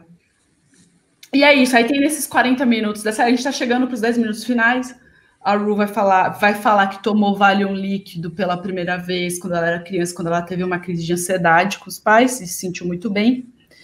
E aí nos 44 tem um embate Nate e Mad, a Mad que é a bonitinha da série, a que seria popular, ela meio que tá fazendo ciúmes pro outro na festa, e ela vai transar na piscina com o cara, ou vai simular um sexo. Ela simula, e isso deixa o Nate muito irritado. E o Nate vai pra cozinha, e adivinha quem tá na cozinha? Acabou de chegar a Jules. A Jules acabou de chegar na festa, ela tá se servindo de drink, e o Nate dá de cara com ela. E ele fala uma frase que eu anotei, e ele fala assim, eu sei o que você é. E ele fala, ele chega para todo mundo e fala, alguém conhece essa menina? Tipo, ela veio com quem? E a Jules fica com puta medo desse cara enorme pra cima dela. Ela fica meio, que saco, que droga, né? Tipo, isso tá acontecendo comigo. E ela faz um negócio que eu acho muito emblemático, ela corta o próprio pulso e fala, e marca ele com o sangue dela, tipo, coloca o sangue dela nele e fala, eu sou invencível, você não mexe comigo. E para mim é um embate disso. E adivinha quem está assistindo todo esse espetáculo junto com a gente? A Ru. É muito bom, tem tudo isso, tem essa cena de tensão em que a Jules vai para cima dele e a Ru fala, ela faz assim, nossa, tipo, ela segue a Jules. Ela fala, meu Deus, eu preciso ser amiga dessa menina, eu preciso conhecer ela mais. Ela trouxe parece que ela trouxe o frescor, parece que é isso, ela reagiu a alguma coisa naquela festa, ela reagiu a alguma coisa naquela cidade pela primeira vez, e a gente viu no começo lá com a bicicleta que ela virou o pescoço para Jules, e ela tá reagindo de novo. Então, aí nesse momento a Cat encontra uma das amigas dela lá, uma personagem que não é protagonista, e ela fala, meu, você não viu o barraco? E aí a Cat fala, não, eu perdi a virgindade, ela fala, parabéns, rolou. A Cassie, que é a menina loirinha que a gente estava vendo, ela tem um momento de sexo com uma Kay que vai para um lugar meio violento, mas eles têm uma conciliação, porque eles querem ficar juntos, e a gente dá para entender que uma Kay, mesmo com todo aquele discurso da festa da misoginia, vai ficar com ela porque ele gosta dela, e eles vão conseguir ter, enfim, aí isso ao longo da série. Então, uma Kay e a Cassie conseguem ficar juntos. E aí tem um momento final da série que acontece o quê? Um passeio de bicicleta, em que a Ru apoia o pescoço na Jules, e ela abraça a Jules. E elas têm um passeio bonito, tipo, que parece a primeira vez que a Ru vê a Jules. Então elas têm esse momento, e você entende que a Ru está sentindo alguma coisa. A Ru está alterada, né? Está não sabendo lidar com aquela menina, com aquela presença. E elas fazem uma coisa muito bonita, que é na casa da Jules, a Ru meio tenta... Gente, imagina escrever isso, né? Imagina, não, e aí juntas elas limpam o machucado. Parece uma coisa muito brega, mas tipo... sabe? Mas funcionou na tela, entendeu? Tá lá elas meio uma limpando o machucado da outra, machucadas. E aí o que ela faz? Vamos usar droga? E aí acaba o episódio. Então elas usam droga juntas, e que esse momento que elas jogam drogas, pela linguagem da série, fica aparecendo durante o episódio inteiro, elas numa cabana, tendo uma brisa sinestésica, né? É basicamente essa análise que eu queria trazer, e eu acho que é exatamente sobre isso.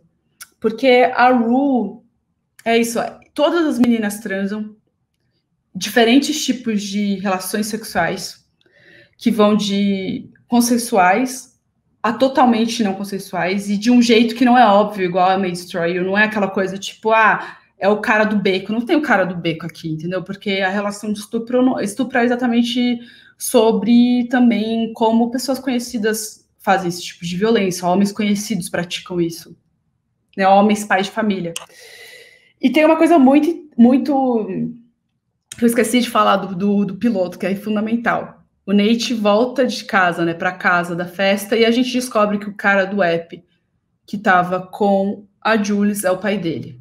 Então, o pai de família é o invejoso de uma menina trans. Então, assim, para mim, você entende como esse piloto é uma obra, tipo, fechada, a gente pode assistir ele e nunca mais assistir a série, não tem problema nenhum, mas você entendeu sobre o que eu tô falando. Eu tô falando sobre uma menina que é uma geração mais moderna, mais livre, com outras questões de gênero, muito mais libertária, e essa cidadezinha estruturada, né, nesse menino que ele é literalmente filho do machismo, né? O Nate é o filho do machismo, e ele é a encarnação do machismo. E é impressionante que a série consegue dar humanidade para ele, mesmo com todo esse estereótipo de, tipo, esse menino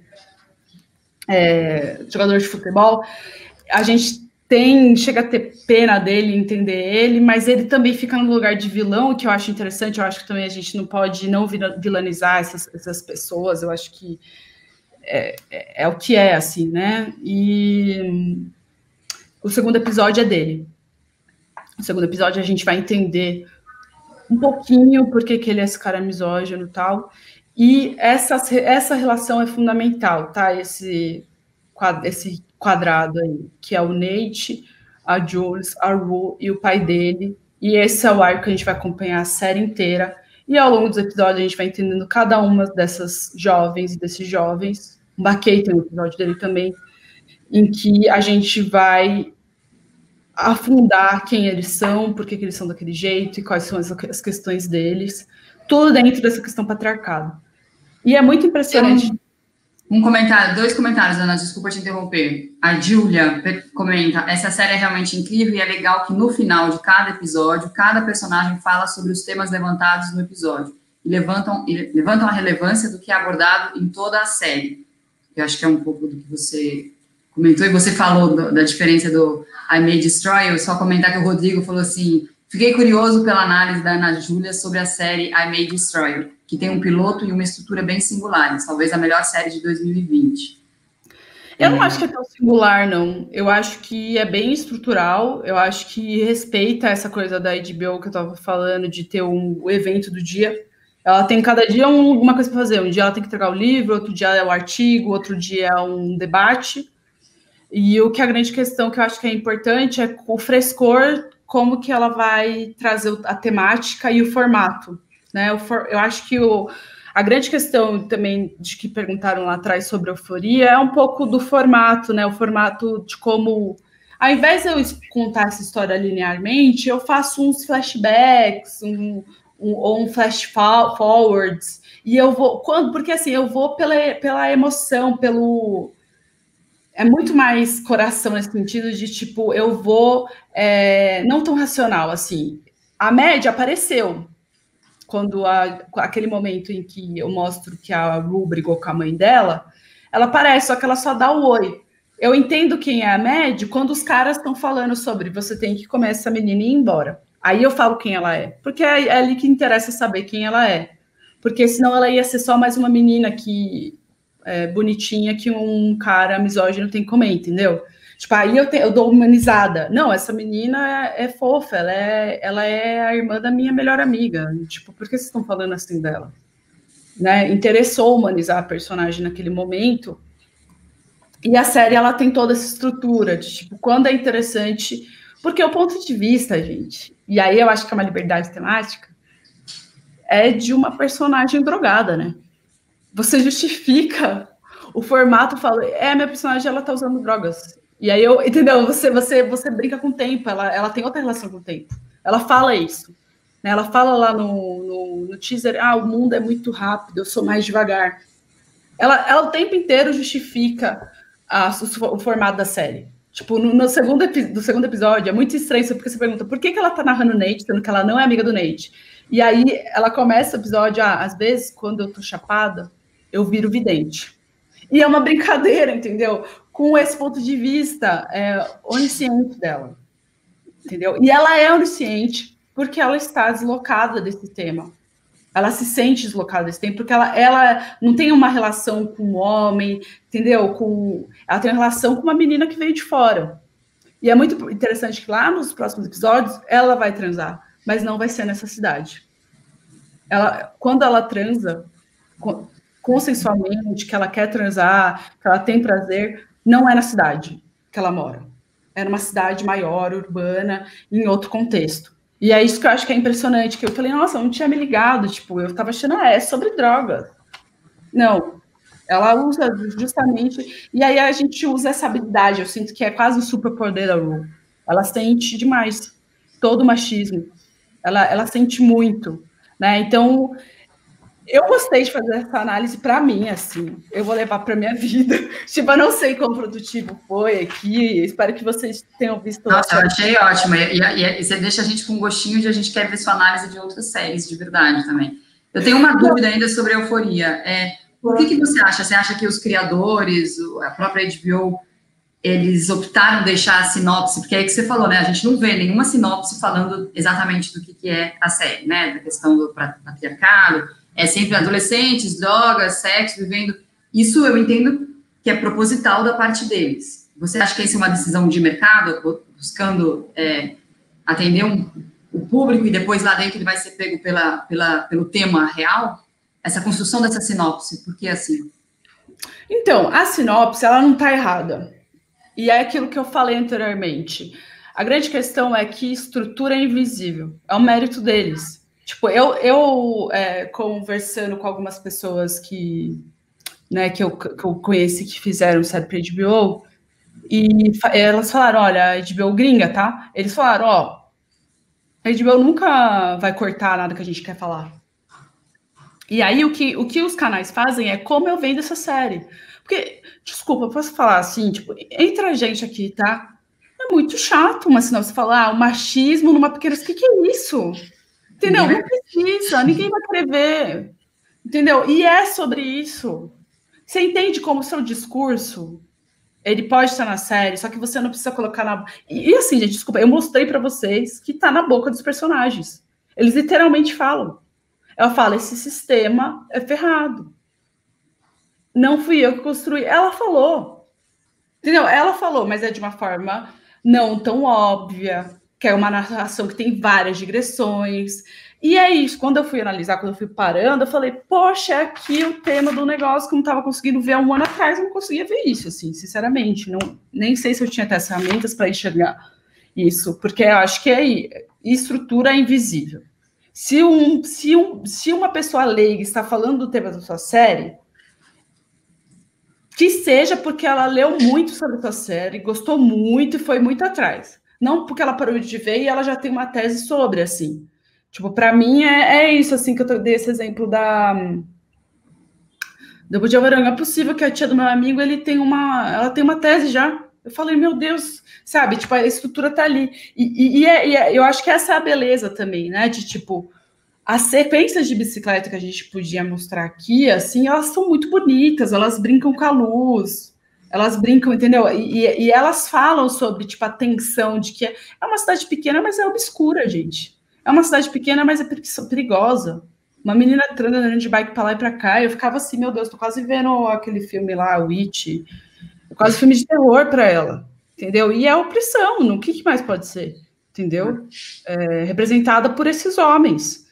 Então, eu fiquei bem satisfeita, assim, eu acho que isso é uma análise que eu estou trazendo enquanto roteirista, que para mim eu fiquei muito, muito feliz, porque eu falei, nossa, eu posso falar de diversas coisas, né?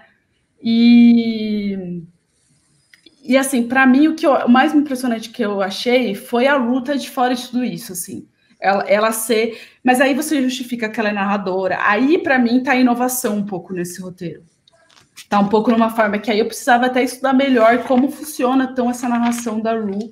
Ela é protagonista em algum lugar, ela tangencia o tema, né? Porque ela não aguenta esse machismo, ela não aguenta, ela fala, meu Deus, olha, tipo, eu acabei de chegar na escola, esse cara mostrando esse boquete, assim, que inferno. Tipo, acabei de chegar aqui. E isso, quando ela é criança, não tá muito óbvio, né? Ela vai falar de outros jeitos. E ela fala, inclusive, olha, eu não tenho todos esses problemas de saúde mental porque eu sofri algum abuso. Eu nasci sentindo assim. Ela fala isso. Mas aí a gente vai vendo que é isso. Não é necessariamente, né, aquela coisa do estereótipo do estupro da viela. É todo um sistema. Todo o sistema. O segundo episódio é muito impressionante, porque o Nate, mostra o Nate, ele fala coisas que ele gosta em mulher. Tipo, é muito bom. Ele fez uma lista das coisas que ele gosta de mulher. E é qualquer coisa que ele gosta, menos de mulher, né? Tipo, ele faz uma lista, assim, gosta de lacinho, de não sei o quê, de saia, de sapato. Ele fala tudo, menos de mulher, assim. E você vai entendendo que o buraco é mais embaixo e tal. E tem a ver com sexualidade, com identidade de gênero, enfim. Muitas coisas, né? A série fala de muitas coisas. Não sei se alguém tem alguma pergunta aí. Bom, o pessoal aqui que adorou, a Júlia falando, adorei muito, parabéns pelo trabalho, o Rodrigo comentou, curioso para ver a sua análise de outra série.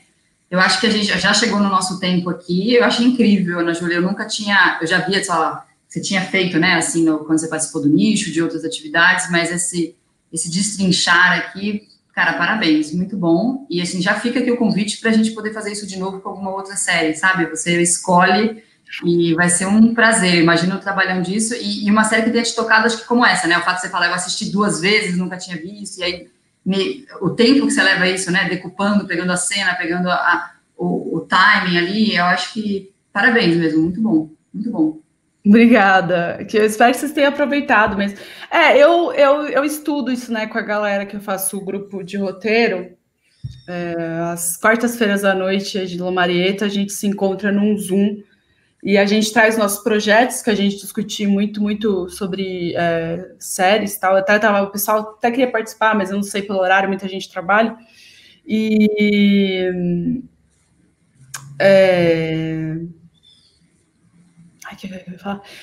a gente já analisou, por exemplo, Nada Ortodoxa, tipo, algumas coisas que realmente instigou a gente. Nada Ortodoxa foi uma série do Netflix, né, que é limitada, e me chamou muita atenção porque eu achava que eu não ia ser, não vão conquistar. Vou falar de uma judia ortodoxa, não tem nada a ver com a minha realidade, né? Ela tá em Nova York. Eu falei, nossa. E eu fui assim, assisti 4 horas, fui levada. E a gente analisou, por exemplo, enfim, várias coisas. Muito bom. A gente está super chegando no tempo aqui, o pessoal comentando, o Vitor, amei a análise, sou super fã da série, adorei os pontos trazidos, o Felipe, uma pena, pouco tempo, adorei a análise. A Maíra fez uma pergunta, se você puder responder, enfim, a gente não se estender muito, mas não é nem sobre a série, ela escreve assim, noto que meu processo de escrita começo achando que estou tratando de um tema, mas no fim entendo que é sobre outra coisa. É isso mesmo? Quer dizer, isso acontece? Olha, eu acho que pode ser, porque a escrita é um processo de revelação, né? Tipo, a gente vai adentrando, e às vezes isso, às vezes você acha que é sobre um personagem, mas na verdade é sobre uma cidade. Acho que é o processo de escrita, mas eu acho que é muito importante em algum momento definir isso muito claramente, principalmente se você está num roteiro de sala, uma sala de roteiro, e você tem que ter outras pessoas para contribuir com você. Porque imagina, né, tipo, 4 pessoas escrevendo, aí de repente cada um vem, putz, a gente estava escrevendo, achei que era sobre outra coisa. Entende o que eu quero dizer? Tem um momento em que isso tem que estar bem definido, não precisa ser, tipo, é isso, tem lá, né, quando a gente faz tem várias fichas de série, né, que a gente vê, que tem os métodos de trabalho, tem vários métodos, e eu sempre falo para tomar atenção com métodos que vêm muito de análise de sucesso, né? Porque é isso, analisar é uma coisa em que a gente pode se fortalecer e se inspirar, mas escrever é outra. Ferramentas de escrita são outras, né? Porque são processos diferentes. E aí,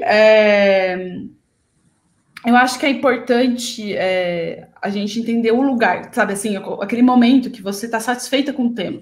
A Ana, a mulher, de novo, vou citar porque eu vi ontem, eu terminei de assistir ontem, achei incrível o que o FIM disponibilizou, eu aproveitei mesmo, e ela fala, é isso, o tema você vai se segurar nele, assim, ele vai se segurar no... porque é isso, você pode viajar, né? Na trama, a gente é brasileira, a gente viu muita novela. Trama a gente tem, história para contar, a gente tem, mas a gente tem que tomar cuidado para não ficar aquela história sem graça, né? Tipo, com aqueles problemas, fui no mercado, ou sem conflito. Isso eu acho que é o básico que a gente superou aqui. Mas tomar cuidado com isso, assim, tipo, porque a gente quer dizer muitas coisas, a gente não diz nada.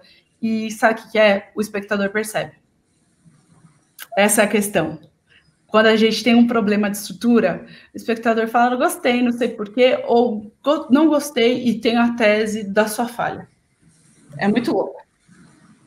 Bom, Ana, chegando sim ao fim, mas não vou deixar de fazer, são 2 perguntas iguais, do Marcos e da Raquel, e eu também fiquei super curiosa. Esse grupo que você comentou, que você estuda e participa às quartas-feiras, ele é aberto, convidados podem escutar, como ouvintes, como é que funciona? Então, como é um grupo que as pessoas trazem para o próprio projeto, a gente não deixa muito aberto, assim, então eles têm processo seletivo, é um lugar, né, eu comecei, principalmente esse grupo, depois que eu voltei aos Estados Unidos, depois que eu voltei da Bolsa e tal, justamente para continuar estudando e compartilhando o pouco que eu sei, e também aprendendo, que eu aprendi de monte, assim, monte. E é muito, eu acho que criação precisa de um lugar de divisão, de carinho. Então, quando você vai tendo rede de apoio de pessoas que são mais ou menos, né, entendem um pouco, né, que é muito difícil mostrar para nossos pais, por exemplo, né, que eles não têm uma formação nesse sentido, quando você mostra mais para uma pessoa que tem um olhar especializado. Então, são pessoas que estão começando ou que estudam e querem continuar e querem ter um compartilhamento de conhecimento. O que a gente faz a gente abre processo seletivo, porque tem números de vaga, porque não dá para a gente discutir o projeto de todo mundo, né? É legal que a gente consiga dividir, então a gente vai abrindo de 3 em 3 meses aí vagas para quem está interessado. Dessa abertura do processo seletivo, isso é comunicado onde? A gente pode divulgar? Eu tenho no meu perfil do Instagram, mas eu posso passar para a próxima vez que abrir, e vai ser só o ano que vem agora. Esse ano a gente está terminando online. A primeira vez que eu faço online, está sendo ótimo, porque tem gente de todo o Brasil, isso é muito incrível. Porque o ano passado foi presencial lá no Projeto Marieta, mesmo em São Paulo, no centro de São Paulo. E esse ano a gente está fazendo online, e eu acho que a gente vai continuar assim, porque é isso, o Brasil inteiro não tem comparação, né? Muito bom. Outro alcance, claro. Mas manda o link sim, e aí eu convido o pessoal para seguir a Ana Júlia também, nas redes dela, ela fala sobre isso, e as redes do Paradiso também, assim, tudo que é trabalho dos bolsistas que a gente apoia também, a gente tem o maior prazer em poder apoiar e divulgar, muito bom. Gente, temos que encerrar. Ana Júlia, muitíssimo obrigada, eu acho que todos aqui compartilhando a mesma opinião que eu, que foi um prazer ouvi-la. Eu, na verdade, estou morrendo de curiosidade de escutar outros também, porque eu gostei desse cara aí, muito bom. Muitíssimo obrigada, convido a todos que estão aqui. Amanhã a gente tem nosso último encontro do Paradiso Multiplica com o FIM, e o foco vai ser com a Lídia D'Amato, também é uma bolsista nossa. O foco é a internacionalização do cinema brasileiro, estratégias de internacionalização, e ela vai passar também pelas questões de distribuição. Então, nos vemos amanhã. Ana Júlia, de novo, um beijo enorme para você, obrigadíssima. Obrigada, gente, por acompanhar aí, pela paciência. Espero encontrá-los em breve e a gente vai se falando. Um beijo, tchau.